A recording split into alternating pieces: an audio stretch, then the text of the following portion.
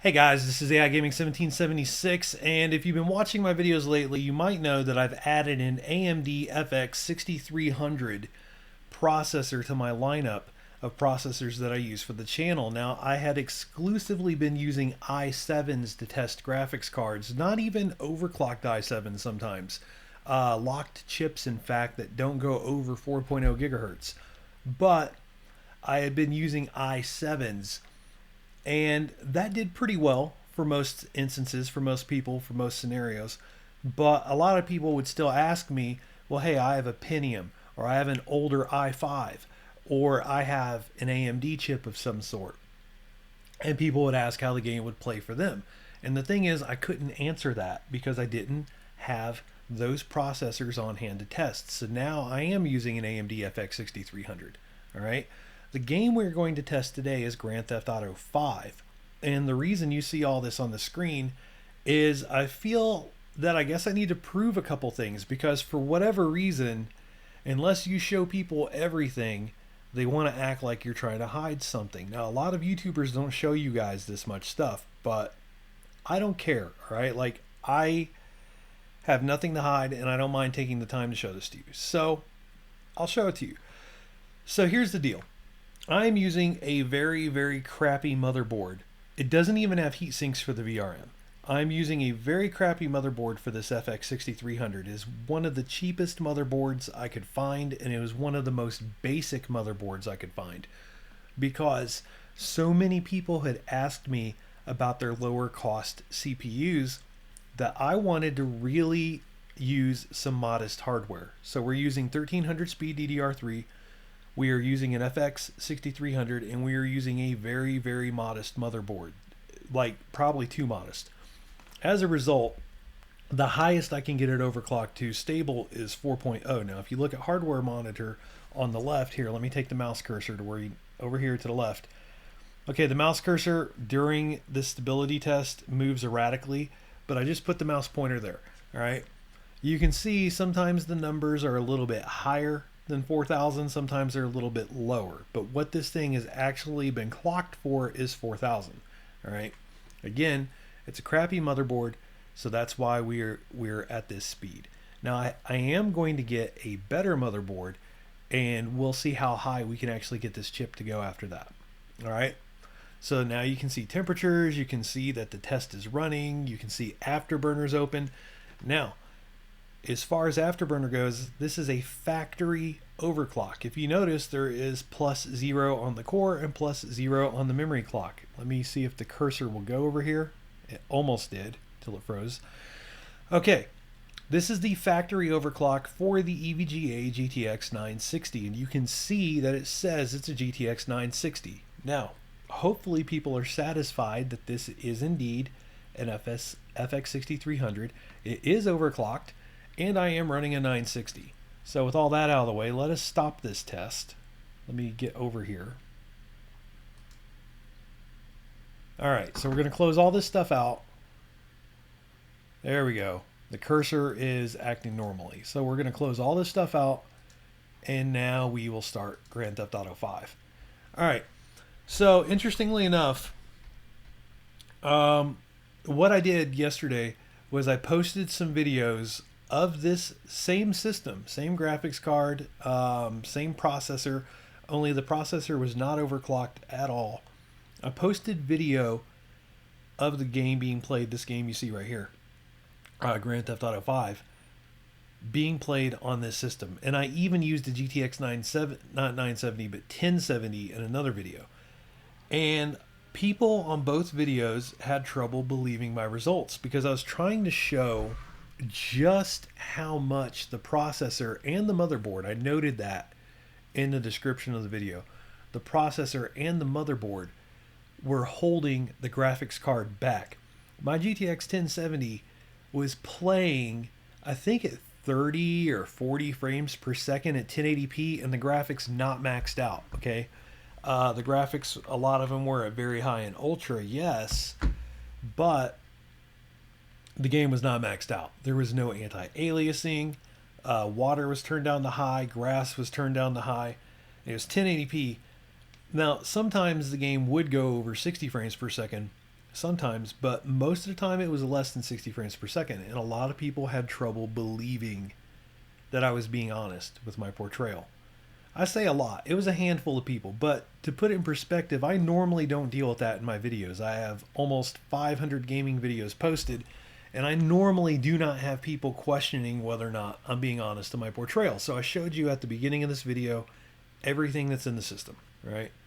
So you do get a crazy high frame rate in here, as you can see in the upper right hand corner, but when you go out here it goes down. However, now that we have the FX 6300 overclocked, we are actually in the 60s and 70s a lot of the time. It won't stay that way though. Here, let me show you the settings so you know what kind of ballpark we're in.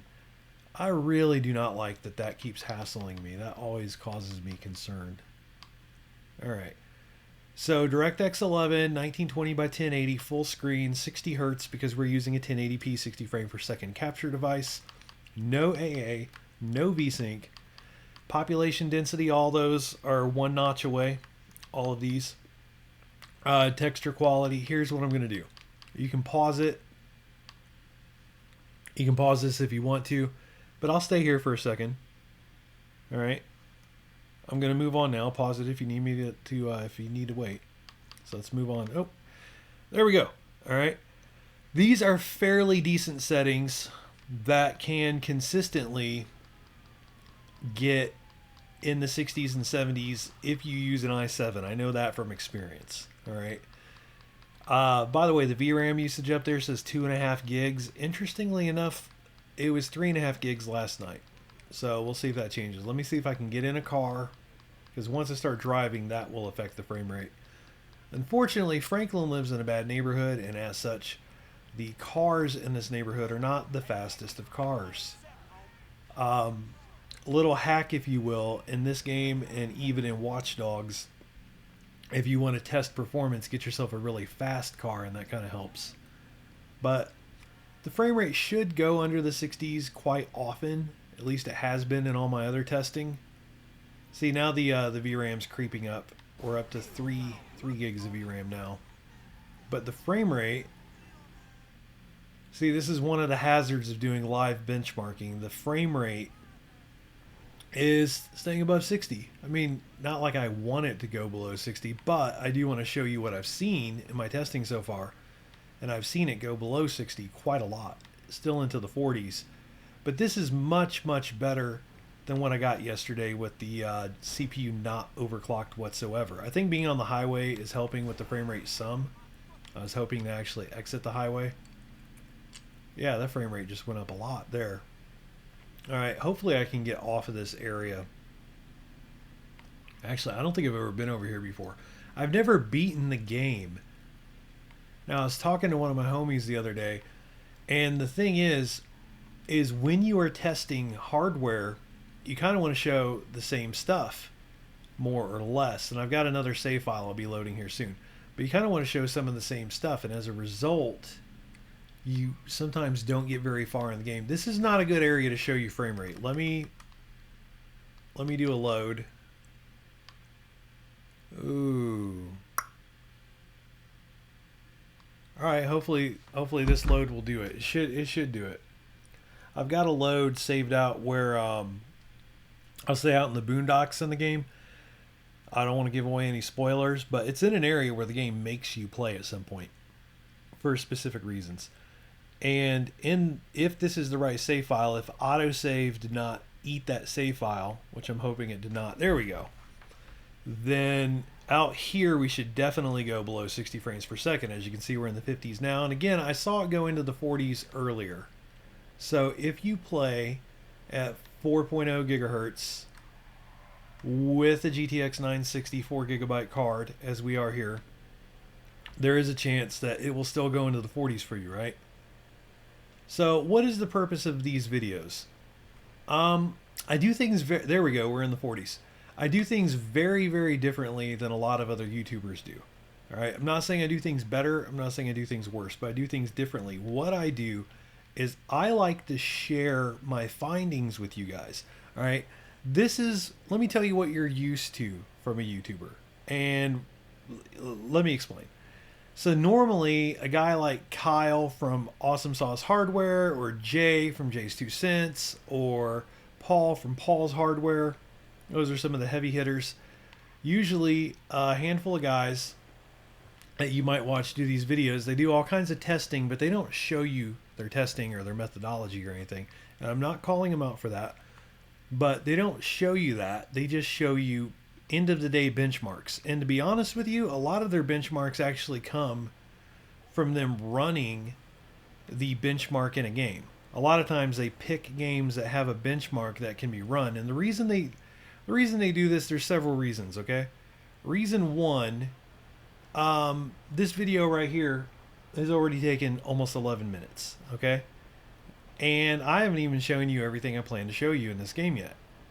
So, like right now, we're going to see how the frame rate does. We were getting in the 40s in the boonies, and we're on our way driving downtown, and we're just going to look at the frame rate and the VRAM usage and all that every now and then while I talk and see how it does. All right. So I've already used up 11 minutes. Now their videos are typically anywhere between 6 and 18 minutes long. They're not trying to make a long ass video. They make a living off of YouTube. Okay, like YouTube is their full-time job, and they make a living off of it. And they have gotten it down to a science how long a video needs to be and how much they need to show you. So I'm not calling them out. They do what they do for reasons, for decent reasons. Okay.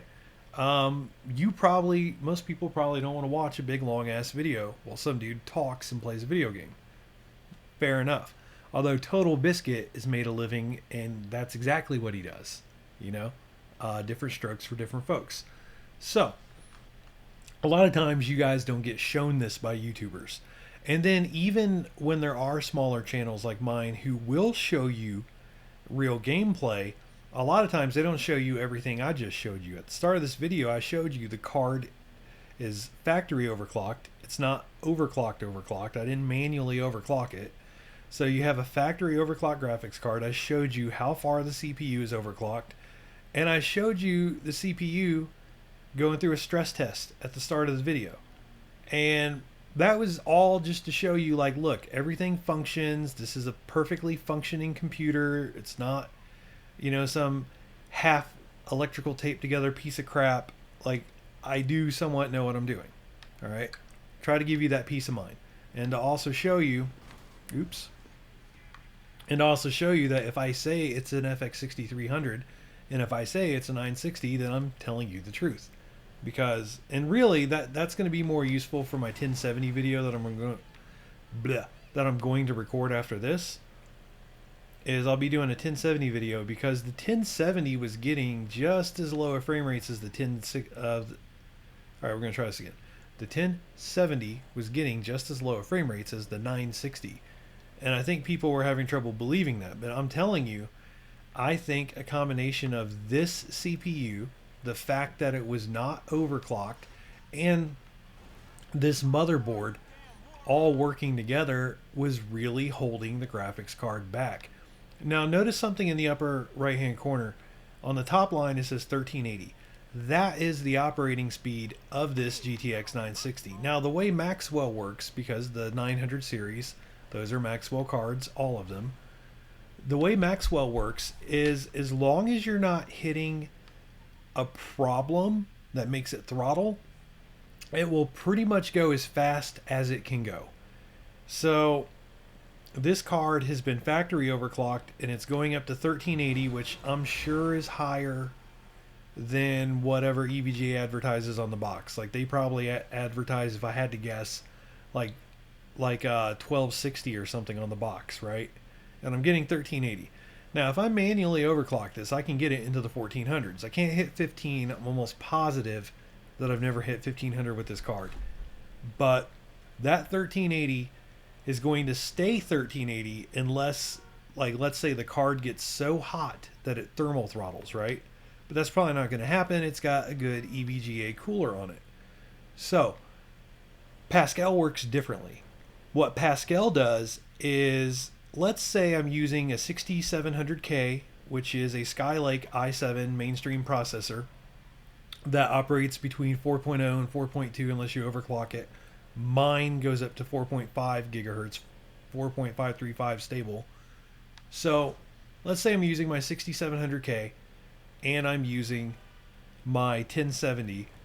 Then while playing this game, if I've manually overclocked my 1070, I can probably, that line where it says 1380, if I was using my 1070 with my Skylake processor, my i7 6700K, instead of saying 1380, it would probably say 2012, 2025, maybe even 2060, as in 2060, 2012, right? Now, that same card hooked up to this processor ends up having different performance. So instead of saying 2012 or 2060, it can actually say like 1410. And in the other video that has no commentary, one of the viewers for the 1070, he said, "Oh, well, you must be underclocking it." And it's like, no, I'm not underclocking it. The way Pascal works, if there's nothing stopping Pascal, if there's no bottleneck anywhere, the way Pascal works is it will try to go to the highest speed it can. However, there are several things that will make it throttle down. Several. Like Maxwell, there's not, I think temperature is one of the only things that gets Maxwell to throttle down. I'm sure someone can say there's something else, and if so, let me know in the comments. But there's not a whole lot that throttles Maxwell down. Again, this 960 that you're looking at, that is a Maxwell card. So there is a lot though that can throttle Pascal down. Now I'm sure once we start using custom BIOSes, BIOS-y, whatever, once you can use a custom BIOS on Pascal cards, I think you can get past some of these things. But with a normal BIOS on Pascal, many things can throttle that number down. So heat, that's one of them. But another one is, if my CPU is not going to let my Pascal card, my 1070, run at full strength, it'll throttle down. It's like, dude, the CPU can't keep up. There's no reason for me to be going at 2012 or 2025 or 2060. There's no reason for it. So I'm just going to go ahead and run at 1410 or 1600 or some lower number. All right. Now, even with my 6700K, I'll give you another example of what can make that number throttle down. Is I was playing Mirror's Edge Catalyst with my 6700K at 1440p with VSync off, and the card was screaming along at 2012, 2060, and so on. And what happened was, when I'm using a 1440p monitor, but I switched it down to 1080p just to see how it performed, to see how many more frames per second I could get. By going to 1080p, that seemed to affect it a little bit. It's like the card didn't need as much power. And then when I put on VSync, and I'm going to have to make a video showing this, it's a little bit inconsistent. It doesn't always work the way I'm describing. But for sure, when I went to 1080p and then I turned on VSync, and I think I limited it at 60 frames per second, the number went down on my Pascal card, on my 1070. So I'm going to have to make a video showing this in the future. You can check the description and I'll have a link to it, hopefully. But point being, there are many things that can make Pascal throttle down that Maxwell didn't have to bother with. So as you can see, if you compare this video to the video I posted yesterday with no commentary, the frame rate is much better now that I've overclocked the FX 6300. As a matter of fact, once I get a proper motherboard, dude, this is like a micro ATX motherboard or even an ITX. I'm not really sure. It's small. It's not the smallest thing I've ever seen, but it's small. It's definitely not ATX. It's not full size. And there's no heatsink on the VRAM, on the VRM. There's like nothing. Like even the chipset like barely has a heatsink. It's one of the smallest heatsinks I've seen in my life. So maybe I'll show you a picture of it. It's a gigabyte. I don't know the number off the top of my head. It's I'll put it like this. I got it in the mail, and it was even, I think it was kind of a different number than what I saw on Amazon when I ordered it, if I'm honest. Anyway, it's a crappy motherboard. And even using this crappy motherboard, I've gotten the frame rate to go up much higher now. with this GTX 960 than I was yesterday. So what I'm going to do now is I'm going to end this video. I'm going to go make the 1070 video. I'll probably repeat some of the stuff like, hey, look, here it is being tested. I'm not lying to you, yada, yada, yada. Because I think, it's a combination of things. I think there's been a lot of people who have put misrepresentative things onto YouTube. So people are on the lookout. Oh, I was going to steal that car. So people are on the lookout for when someone's BSing. I think that's part of it. And then I think there is a certain amount of ignorance when it comes to how Pascal works. And I'm telling you guys, I think Pascal, and I remember saying this in my videos before a lot of other people said it, Pascal seems to really want to save power. And I think that's why it fluctuates so much. Because when you play with a 1070 Founders Edition, and you don't have the card fan turned up very high, you will see a ton of fluctuation. I'm talking like a 200 megahertz window with a lot of fluctuation that you would not have seen with a Maxwell card. Let's go up here. There's a bunch of grass up here. Let's go up here. Oh yeah, this is that one spot where you actually cannot drive through the rows, but you can drive in between them. That frame rate is so much better. So much better with just a little bit of an overclock. So I say a little bit. The operating speed, the stock speed of the FX 6300 is 3.5 gigahertz. But, we're at 4.0 something. Actually, here's what I find to be very interesting. We're not even using a high percentage of the CPU right now. And in yesterday's videos, and in all my playing, we were using a ton of that percentage. I mean, it was as high as 97%, 82%. It was like 82 to 97 a lot of the time. Now, granted, we're still going into the 70s. Here, let me go back into the city before we end this video. Let's go back into the city. And I should have done the autosave, because what it's going to do is, well, no, I turned off autosave actually, so I don't think it's going to prompt me. Yeah, so we're at 22 minutes for this video now. This is why a lot of people don't do this. I don't know how many of you are going to sit through this whole video. A lot of people don't. I mean, that's just a reality about YouTube. You know what people do? That 6 to 18 minute video that the professional YouTubers make, the people who make a living off of this, there's a lot of people that just skip to the benchmarks and then leave. So, yeah, a lot of YouTube viewers do not even sit through these things. All right, so in this, shit. Pardon that. Didn't mean to cuss. So now we're in the city where there's more going on, and it's in the 60s to the 80s for the CPU usage, which is still better than what it was yesterday. Here, give me a car maybe.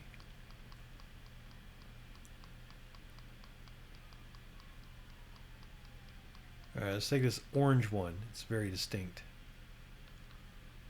Not very, but it's somewhat. Okay, there we go. 70, 75, 80% CPU usage. But a couple minutes ago when we were out in the country, I was surprised. A couple of minutes ago, the CPU usage was in the 40s. Yeah, this is still at least going into the 60s and 70s. So I'm guessing and or hoping that this is indicative of the fact that now we are overclocking the CPU, so it's not getting hit as hard. Look, I'm going to be honest with you guys. I've only been using i7s. And when you use an i7 for your first almost 2 years of gaming, what happens is you're used to seeing those percents be like in the 40s and 50s, and sometimes they spike up into the 90s or whatever. You know, even with an i7, they can still spike up there, but this is new territory for me. When I was seeing 82 to 97% of my CPU used up last night, I was kind of freaking out. Not gonna lie. All right, see, now we're back in the 70s and 80s a lot for the CPU usage. I should mention it's pretty late at night as I record this. and the old mouth and tongue do not want to cooperate. And I don't like how that phone keeps popping up. That happens while I make videos. The game will be like, hey, do the mission. And I'm like, no, I'm doing a game demonstration. That is my mission.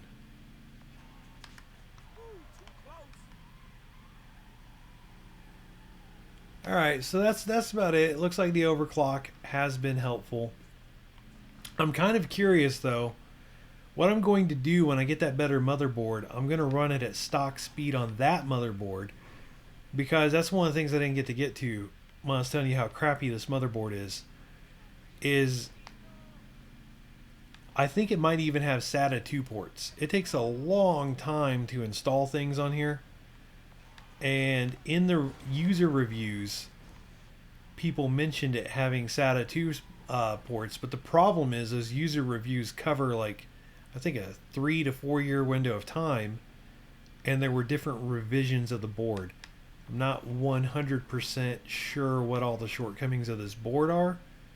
I have to look into that. To be completely 100% honest, I will have to look into that because I'm not sure how much is the chip and how much is the board. And that goes back to the fact that like I make these videos sharing findings with you guys. And a lot of YouTubers don't do this. What a lot of YouTubers would do is they would wait until they had figured everything out and then they would make one all-encompassing video.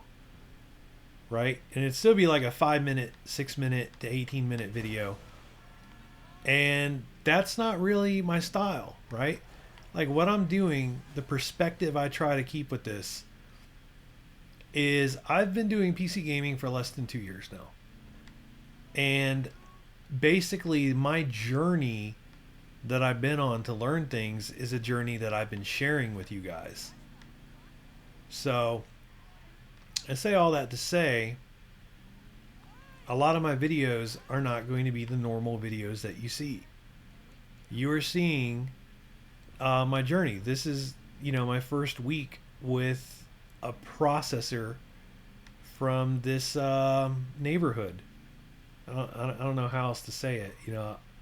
Again, I've been doing i7s, 4790, 4790K, and 6700K. So this is new territory for me. Now, granted, I've played with it quite a bit before I started sharing videos with you guys, but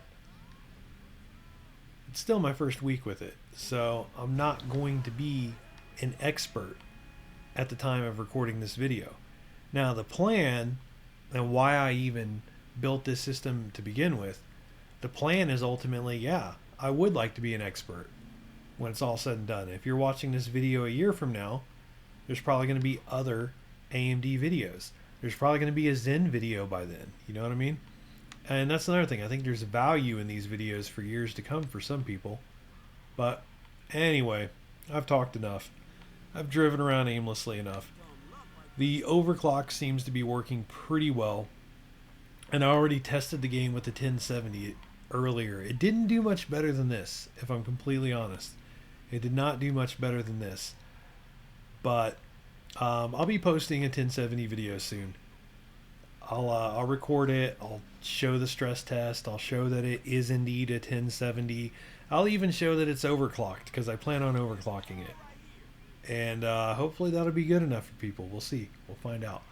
So thanks for watching, guys. I appreciate your patronage, your viewing, your likes, your subscribing, your sharing, your company, if you will. I appreciate all that. So hopefully you've enjoyed the video and have yourselves a very excellent day.